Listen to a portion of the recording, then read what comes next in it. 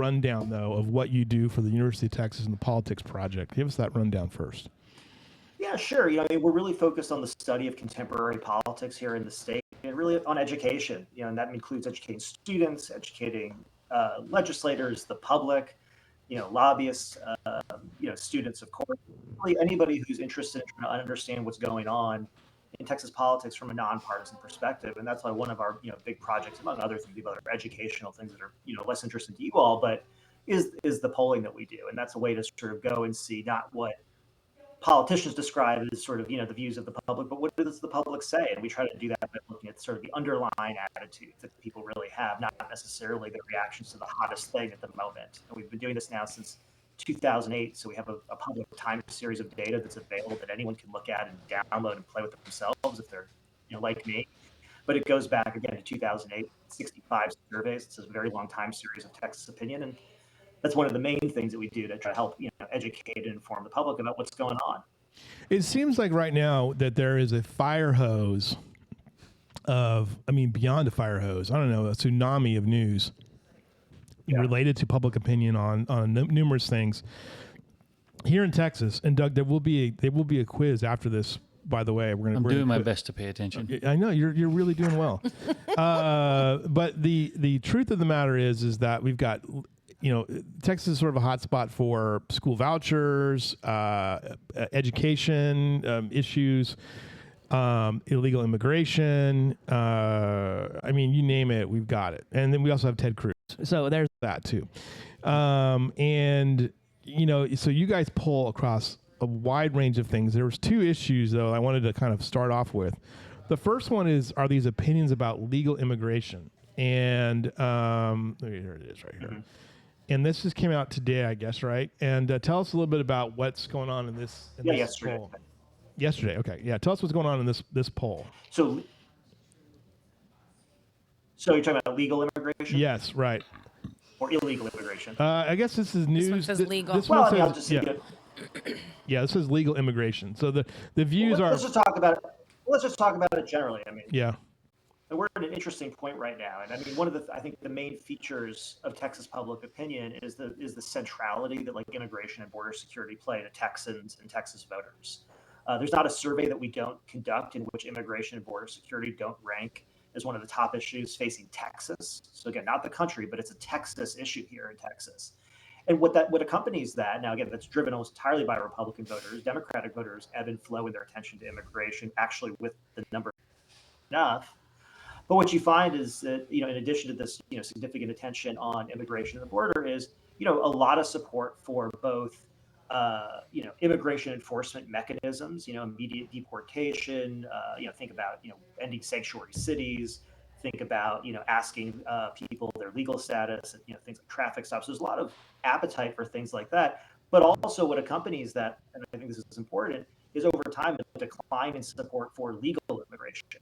And so even though we can say that, the focus is on, people crossing the border illegally, this is about crime, this is about criminals, it's also the case that, again, when we ask Texans, is there too much, too little, or the right amount of legal immigration to the country? Most Texans say there's too many people legally immigrating here. And among Republicans, that number is significantly higher. It's actually 60%.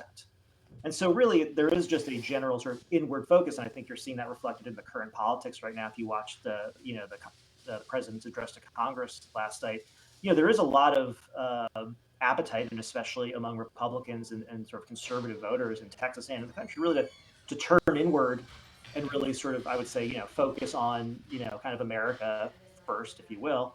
And that includes really turning off both legal and illegal immigration. Yeah.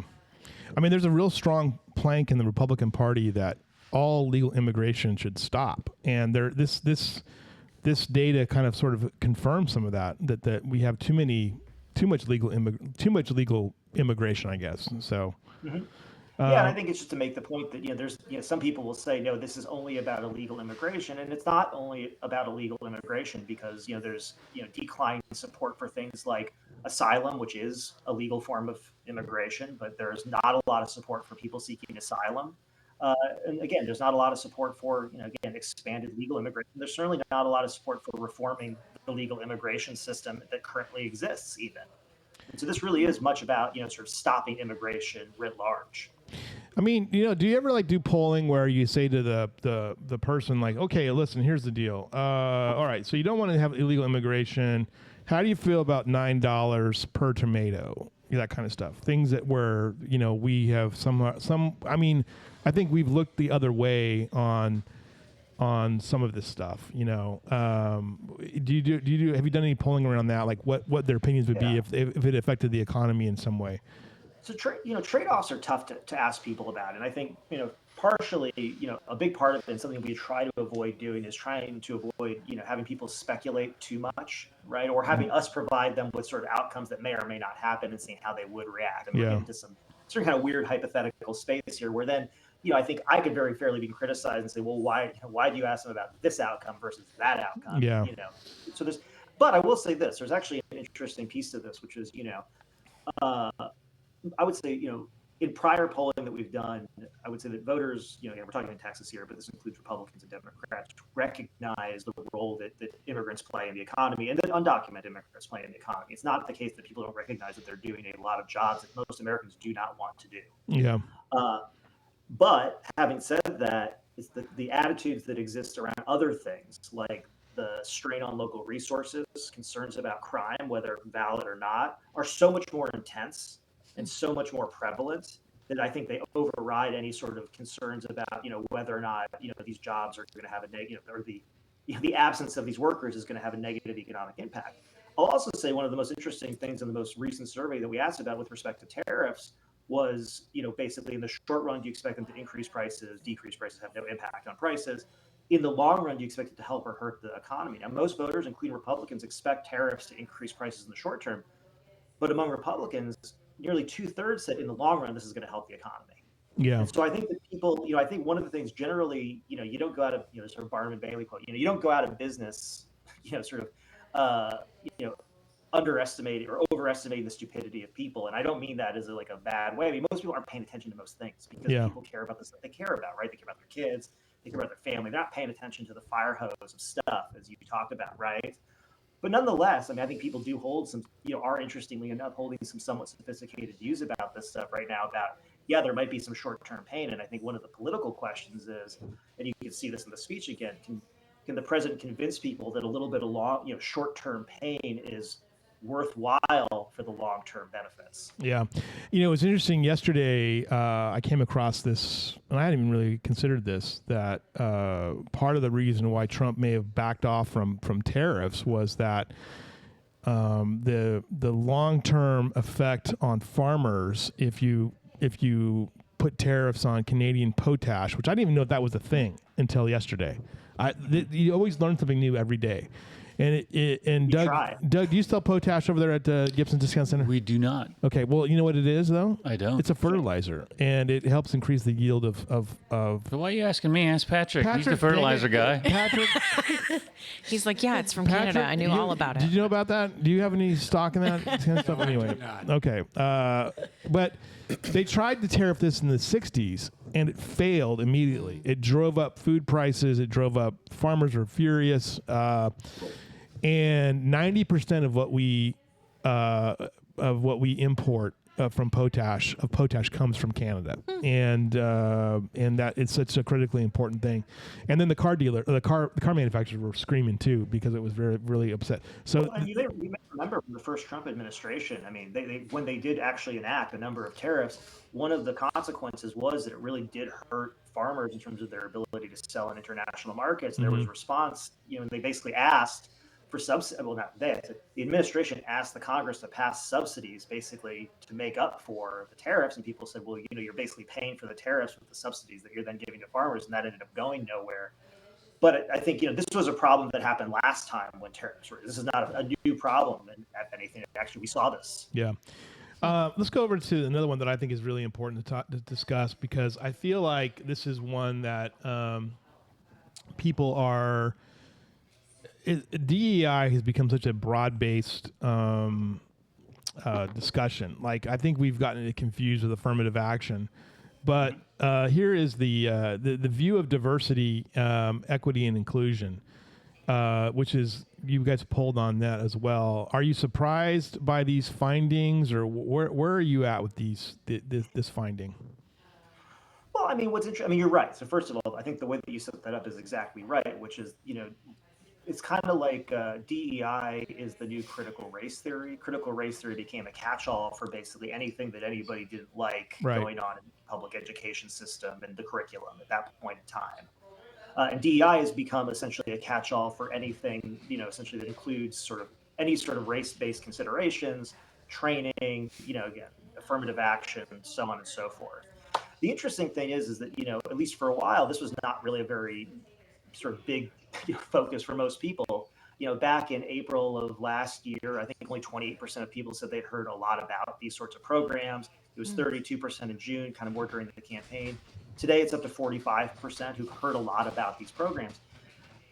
What's interesting is that, for the most part, we say, do you have a positive or negative view towards these programs? We're not trying to define it because obviously, again, we have to make a lot of choices about what that means. So we, let the respondent bring to this what they will, right? Do they have just a positive or negative reaction? And Texans are basically split. 41% have a positive view, 38% have a negative view. And that's actually an improvement of where we've been when we've asked about this in the past. Back in April, it was 35% had a positive view, 32% have a negative view, pretty similar. But I think what's interesting about this is that Republican views haven't really changed much because this has been a constant in the conversation throughout the campaign.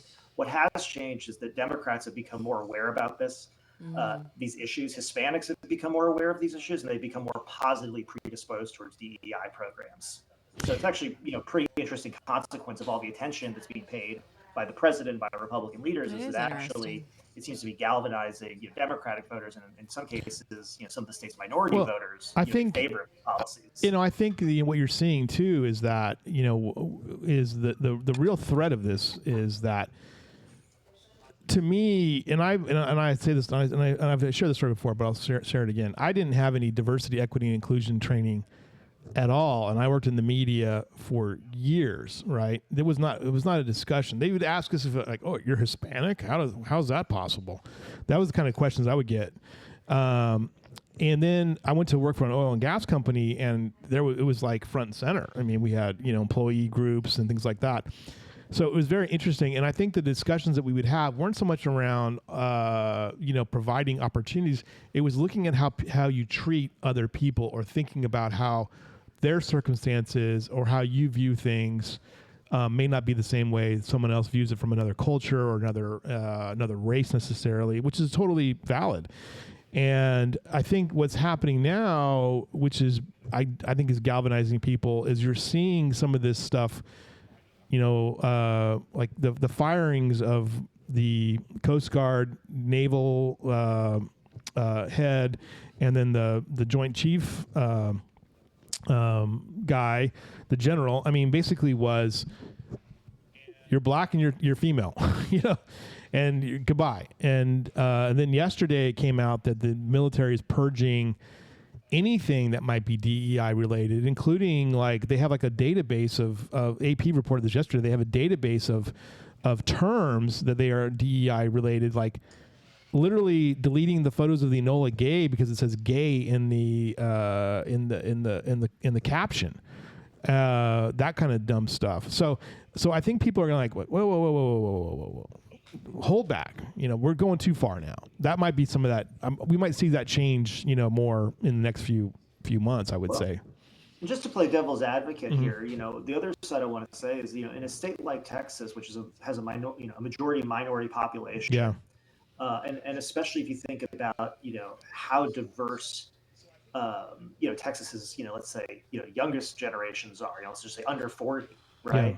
One of the things I think the polling is sort of uncovering, and you're right, this is an evolving space, is that, if you live in Texas and, again, regardless of your race or ethnicity, you're under the age of let's just say 30, it's not, this message that, essentially we shouldn't, that's coming from the right, I would say that, we shouldn't consider race or ethnicity in any sort of employment or hiring decisions. It shouldn't be a big part of, training and all of this other stuff. I'll just say, look at the polling data right now is, you could react to that message both positively and negatively. Yeah. Right. I mean, you could be coming to that from a very different point of view, depending on your life experiences, but also the fact that, if you're growing up in a pretty diverse Texas, that message might resonate with you in a different way that it resonates you if you're, let's say, a 65 to 70-year-old Anglo. Yeah. And right. so two people can actually react to that message, and again, positively or negatively, but from very different life experiences and for different reasons. Yeah. So I think that's part of the interesting complexity about this. I want to keep you much longer, but the other part of this is like, what is the poll though that this month that you guys kind of had some interesting surprises on? Well, I think actually, I already mentioned the short-term versus long-term difference on tariffs was really interesting. Yeah. I think, one of the things, given that we've seen so much economic distress from people throughout the polling for the last, really, since the pandemic, but especially since the inflationary spikes, the sort of, I think, the big question, the million-dollar question here is, how much room does Trump have to run if prices continue to go up? How much trust does he have, and how much trust does he have among his electorate? Because I think, right now it feels like his trust is sky high in the survey. He saw the highest job approval rating that he's seen in Texas, including, his entire first term, highest favorability rating. So he's riding a high here. But if prices start to go up and he's seen as the reason for them going up, it's going to require a lot of trust and a lot of willingness sort of to believe in the long term for that to sort of maintain. And I think that's really, the big picture sort of question looking at the next, really year in politics. Yeah. Boy, I tell you what, I'm just looking at this right now, and there's so many amazing things here. I want to hit one more quick thing before we let you go. Sure. The voucher issue, the hobby school came out with things, said that, that people were mostly favorable of vouchers, but your guys' polling kind of suggests that it's not really a priority, though. Is that changed a little bit, or where are we at with vouchers? Yeah, I think we've been pretty open about this, and part of this is, it doesn't come from an ideological perspective or anything. I'm just trying to measure opinion and sort of provide context, right? And one of the things that's interesting about it is that we've consistently, really, from the last session through the summer, through the intervening year, into this, most recent session, have asked voters, sort of what's their priority for the legislature, first in an open-ended question. And only 2% of voters say, a voucher program. In fact, 12% of voters say something about, basically funding public education, paying teachers, facilities, those kinds of things. So, 6 times as much. Then we ask voters, okay, well, let's just focus on public education. Let's look at all the priorities, and let's have you tell us how important each one of these priorities are. Regularly, vouchers ranks near the bottom, with maybe 1 in 5 voters saying it's extremely important, compared to 2/3 saying the same thing about school safety, and more than half saying the same thing about teacher pay, curriculum, parental rights, things like that, things going on inside the public schools. And then we say, well, what's the most important thing that they should be doing? And again, usually about 5% of voters will say vouchers compared to these other issues. Only about maybe 1 in 10 Republicans. And so I think that's the context that you have to understand. And when you ask people generally, do you support or oppose, establishing some sort of a school choice or voucher program or whatever, these are not what we think like cognitively deep considerations. Most people are not thinking about this, right? Yeah. 3/4 of people don't have a kid in the schools, right? 95% of the people who do have kids in the schools are going to keep them in the public schools and aren't really going to even probably consider an alternative. So what you're talking about is like a very, very niche policy here for most people. And even if you layer in addition to the people who would benefit from these programs, and I'm not saying that there's not, some people who would benefit greatly if you think about some of the special education things they're trying to do, at least in the House bill. So I'm not trying to say it's not important, but it's a small number of people. It's not a big political issue when people are concerned about prices. They're worried about the cost of housing. They're worried about immigration. They're worried about access to health care. Yeah. Right. And when they think about the schools, they're thinking, can you keep the kids safe? Yeah. And are you paying the teachers enough right now? Right. So this is really just down the list. So yes, people support it in a general sense, but it's not a priority. All right. We got one question from our panel here. Mia, go ahead. Hi. So I have a question about, do you ever ask them when you're polling them, where do you get your information? Do you have a variety of sources? Do you research the sources? What is your faithfulness in their ability to be answering you with accurate knowledge?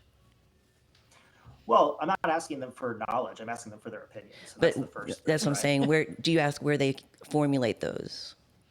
Sure. No, we ask all kinds of questions. So first, I'll say we ask background questions about, their education, their political background. We ask sort of basic knowledge questions just so we can measure, how much they might know. We do, I would say about once a year, do a big sort of, news acquisition battery to see where people, get information from.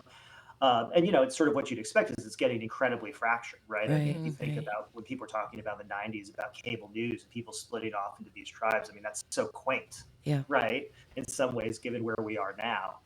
Younger people get a lot more of their news from social media than older people. But, the number one source for political news for most voters still, local news.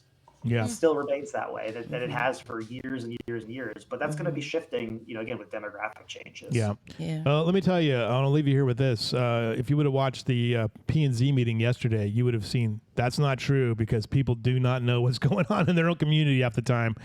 But hey, Joshua, great job as always. I hope we can talk to you again, man. Yeah, thanks for having me. It's fun. Appreciate it. You All didn't right. even tease me that much. All right. Well, He's waiting for the next time. Waiting for the next time. He's Well, trying to figure out what he wants to tease you about. You do work for UT, so if we get you Pretty easy. we get you football season, the minute the Sark screws up, I'll be all over you. All right. Well, yeah, no comment. All right. Sounds good. All right, Josh. Thanks, man. Appreciate it very much. Thank All you. right. Thank you. Doug made it. He survived it. Are you okay, Doug? I'm actually fighting off a migraine like crazy, and Oh no. I'm light sensitive, and that's Put why your I'm sunglasses because on. Yeah, put your sunglasses on. the sun came out right behind Put you. your sunglasses on. No, Look- I'm not going to do Come that. on, you look cool with your sunglasses. No, I'm just going to defer to Patrick. Patrick, what do you got for us? All things wonderful. Patrick wants to talk about butterflies and rainbows. Well, yeah, we are going to talk like, about yeah. butterflies Yeah. and If we get some rain, we might have a rainbow, Yeah. right? Right. So we're going